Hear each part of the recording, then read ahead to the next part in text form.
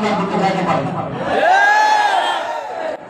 আজকে আমি সমস্ত ফুজারদের পক্ষ থেকে আমাদের এখানে উপস্থিত হয়েছেন বৈষম্য বিরোধী ছাত্র আন্দোলনের অন্যতম নেতৃবর্গ, সকলের হাতে হাত দিয়ে আপনাদেরকে জানিয়ে দিতে চাই, আপনারা শুধু আজকের আমাদের এই মজমায় শুধু দেখেছেন বাংলাদেশের প্রত্যন্ত অঞ্চল থেকে প্রত্যেকটা মাদ্রাসার নেতৃত্ব স্থানীয় ব্যক্তিবর্গ উপস্থিত হয়েছেন।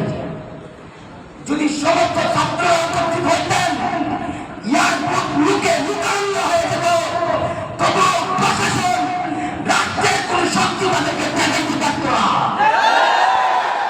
আমাদের পরিচয় রক্তকরণ হচ্ছে যে ছবি আমাদের সাইফুল হাদিসকে আমরা হাদিসের মসনদে দেখেছি, আমাদের সেই সাইফুল হাদিসকে রাস্তায় রাস্তায় পোস্টারের মাধ্যমে বড় ফাঁসির দড়ি দিয়ে আমরা দেখতে চাই না।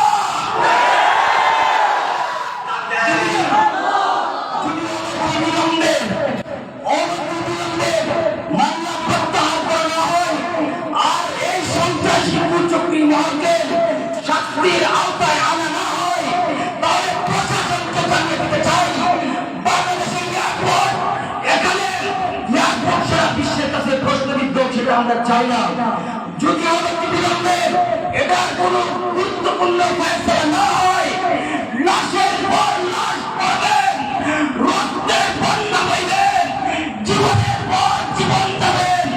বাংলাদেশের টেকনাফ থেকে তেতুলিয়া পর্যন্ত, রূপসা থেকে পাথুরিয়া পর্যন্ত লক্ষ লক্ষ তরবারিগণ মায়ের কাছ থেকে শহীদের বিদায় নিয়ে কাপড়ের কাপড় মাথায় নেমে এসে এয়ারপোর্টে ধরতে হবে।